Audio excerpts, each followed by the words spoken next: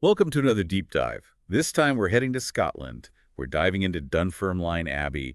And it's always fascinating to peel back the layers of history and see what we find. Yeah, definitely. And Dunfermline, this one's got some serious stories to tell. We're talking royal connections, centuries of history. It's not just another pretty church. Okay, royal connections, you got my attention. I'm all ears.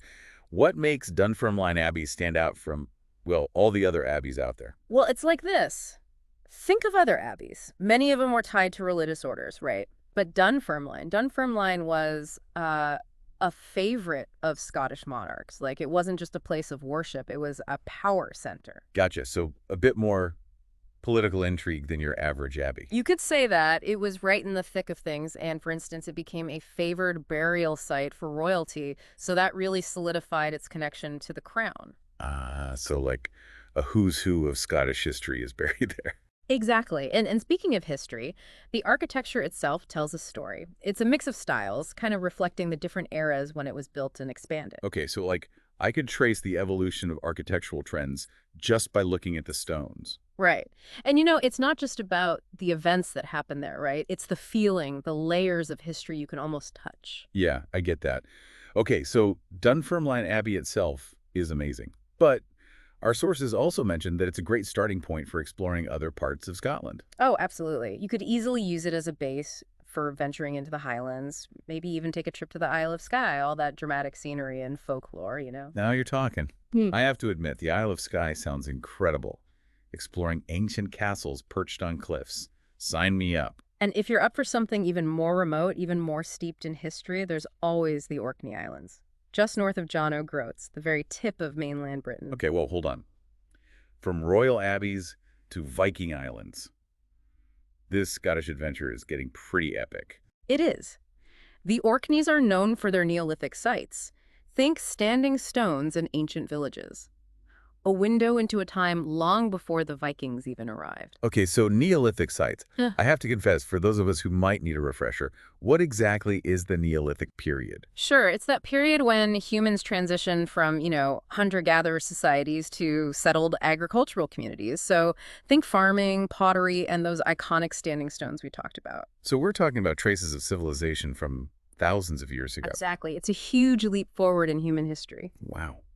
Okay, so we've got the Orkneys, but before we get too carried away with those, there's another location mentioned in our sources, Perth.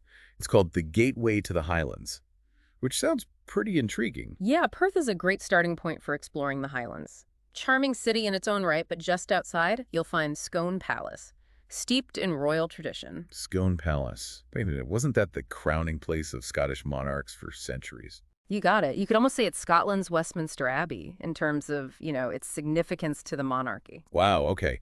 So to recap, Dunfermline Abbey with its royal burials and architecture, then maybe a detour to the Isle of Skye for castles and folklore, a leap to the Neolithic and Viking wonders of the Orkney Islands, and a stop in Perth with its royal history at Scone Palace. That's a lot. It is. And if you're thinking of actually making this trip, there's exciting news. A direct train route from Cheltenham and Gloucester to Edinburgh is launching in December 2024. Perfect timing for a holiday season exploration of Scotland. A scenic train ride through the Scottish countryside during the holidays. Okay, I'm sold. But before we start planning our itineraries, let's bring it back to Dunfermline Abbey. What's the one thing you really want our listeners to take away from all this? I think it's this. Dunfermline Abbey isn't just some historical site, it's a living embodiment of Scotland's past. You can walk in the footsteps of royalty, see how architectural styles evolved, you can feel the weight of all those centuries. Okay, I'm getting chills just thinking about it.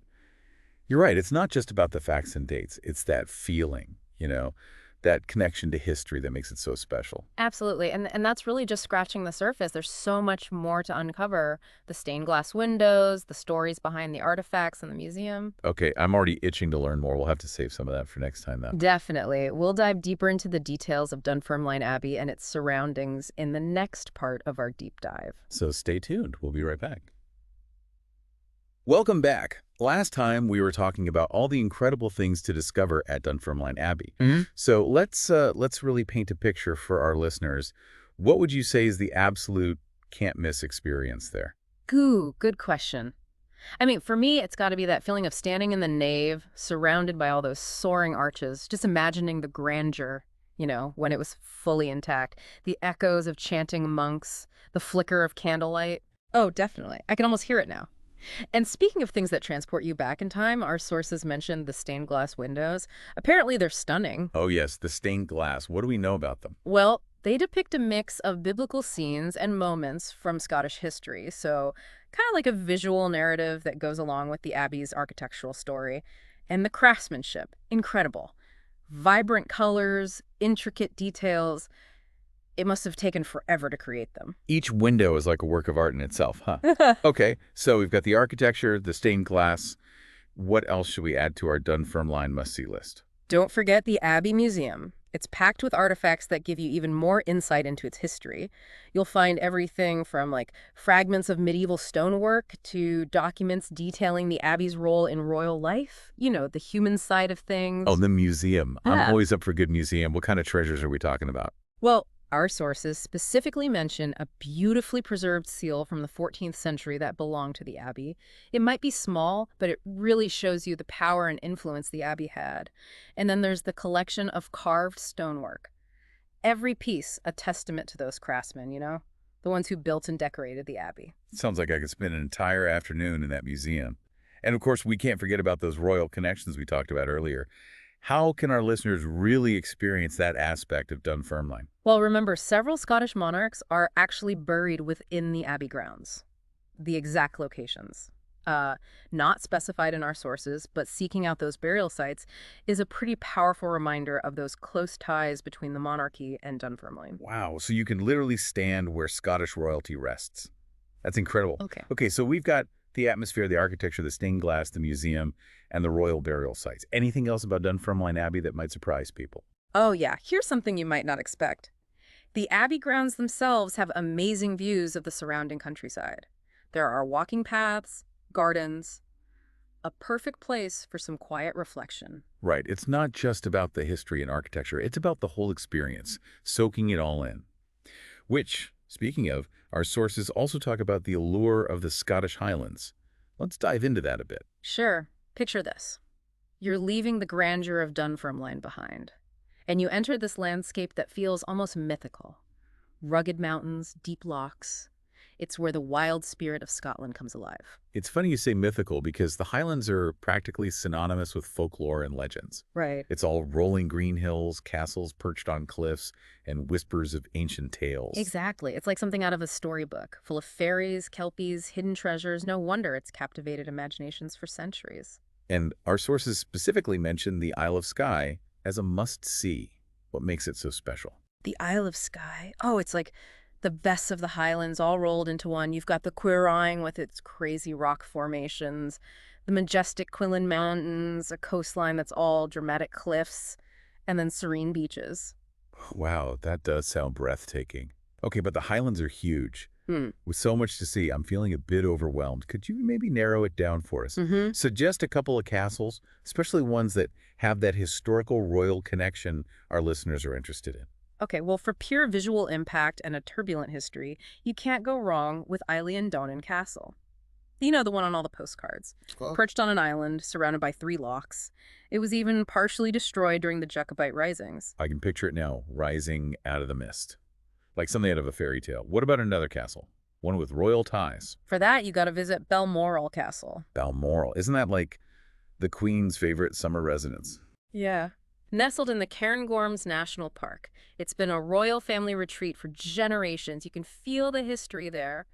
Picnics on the lawn, grand balls in the ballroom, even the echoes of royal footsteps. So we've got Isle Donan with its history, and the Isle of Skye's scenery, and then Balmoral for that royal touch.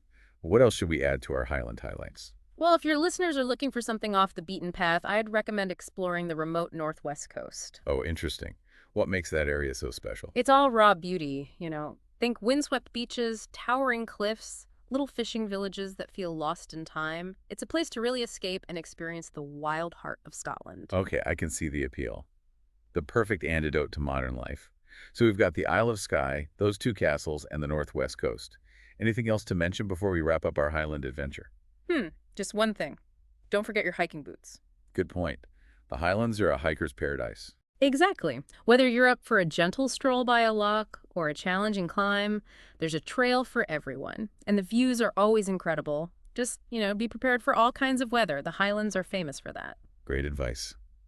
Okay, we've covered a lot of ground in this deep dive, from Dunfermline Abbey to the Highlands. But our sources also mention some destinations further north, John O'Groats and the Orkney Islands. Have you ever been? Oh, yeah. They're truly unique places, full of history, culture, and a sense of remoteness you don't find everywhere. Let's start with John O'Groats. It sounds like the edge of the world. It's pretty close. It's the northernmost point of mainland Britain. So it's like a pilgrimage site, huh? For those wanting to say they've been to the very top of the UK. Exactly. People come from all over just to snap a photo by that signpost, to soak in the vastness of the sea and look across to the Orkney Islands. Speaking of the Orkney Islands, they sound incredibly remote. Hmm. What should people expect if they venture that far north? The Orkney Islands are like stepping into another world, a world of ancient history, Viking sagas, and raw elemental beauty. Our sources mention Neolithic sites and Viking heritage. Sounds like a history buff's dream. It is. The Orkneys have some of the best preserved Neolithic sites in all of Europe. Think the Ring of Brodgar, which is this massive stone circle shrouded in mystery, and Skara Brae, an ancient village that's been perfectly preserved under the sand for thousands of years. Just hearing those names gives me chills. It's like stepping back in time. What about the Vikings? How did they shape the Orkneys? Well, they ruled the Orkneys for centuries. They left their mark everywhere. The names of towns and villages, the architecture. You can even hear echoes of Norse in the local dialect. Fascinating. So, ancient standing stones, Viking heritage, and stunning coastal scenery. Anything else that makes the Orkneys stand out? Oh, they're also a haven for wildlife. Seals basking on the rocks, puffins nesting on the cliffs, and maybe even a glimpse of orcas out at sea. Okay, nature lovers' paradise as well. So we've got John O'Groats, the northernmost point of mainland Britain, and then the Orkney Islands with their Neolithic sites, Viking history, and amazing wildlife.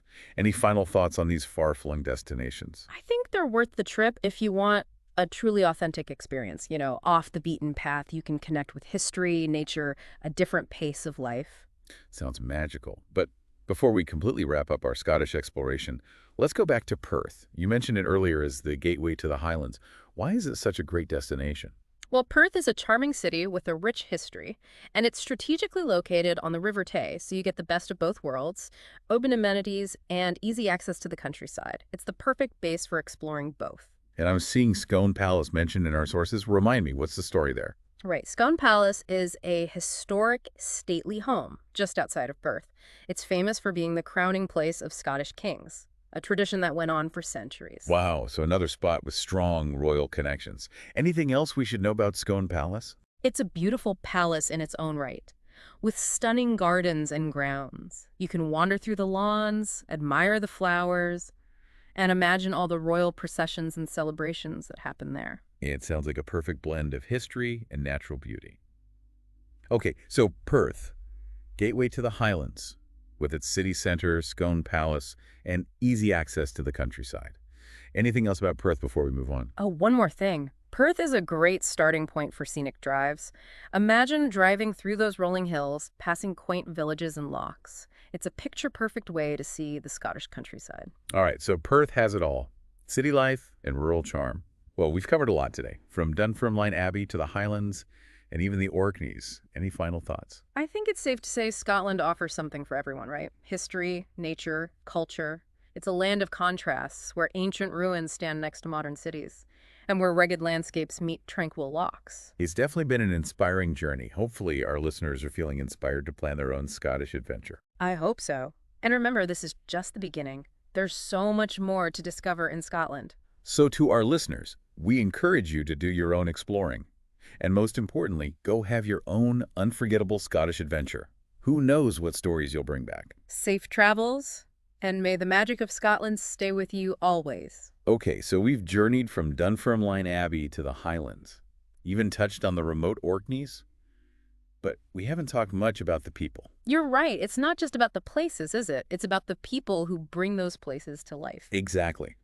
And the Scots, well, they have a reputation for their warmth, their humor, that resilience, and of course their storytelling. Oh yeah, the storytelling. It's legendary. So Any tips for our listeners on experiencing that firsthand? How do you really connect with the locals, get a taste of that Scottish spirit? Well, sometimes the simplest things are best. Just strike up a conversation. You'd be surprised what you can learn from a chat with a local. At a pub, a shop, even on the street. I love that. Those unexpected encounters are often the most memorable, aren't they? Speaking of memorable, what about those traditional Scottish festivals? Any recommendations? Oh, Scotland is famous for its festivals. Each one offers a unique glimpse into the culture, the heritage. But for a truly unforgettable experience, I'd say check out the Highland Games. Ah, the Highland Games. I've seen pictures. Kilted athletes tossing cabers, playing bagpipes. Hmm. It looks amazing. What exactly are they and what makes them so special? Well, they're a celebration of Scottish strength, athleticism, and tradition. They happen all over the Highlands during the summer. You'll see those feats of strength, like the caber toss, but also traditional dancing, bagpipe competitions, and of course, plenty of food and drink. It sounds like an absolute blast. Okay, so we've got the Highland Games for that cultural experience. What about something a little, well, more on the mystical side? I'm thinking of Scotland's folklore.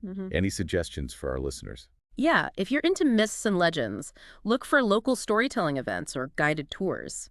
Many areas have their own unique tales passed down through generations, stories of fairies, kelpies, those kinds of things. Oh, I love that. I can almost picture it. Sitting around a fire, listening to those stories being whispered, the wind howling outside. Oh. It's magical. And don't forget about the Sealid.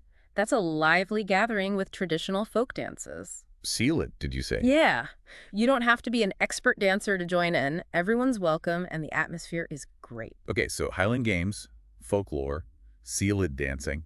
I'm taking notes. Any final tips as we wrap up this Scottish adventure? Well, like I said before, pack for all kinds of weather. Scotland's known for its unpredictable climate. But most importantly, approach your journey with an open mind. Embrace the unexpected, connect with the people. Let Scotland work its magic on you. Beautifully said. This deep dive has been quite a journey. We've explored history, culture, natural wonders. From Dunfermline Abbey to the Highlands, even the Orkneys. It's been a joy sharing it all, exploring Scotland with you and our listeners. So to our listeners, dive deeper into the things that pique your interest.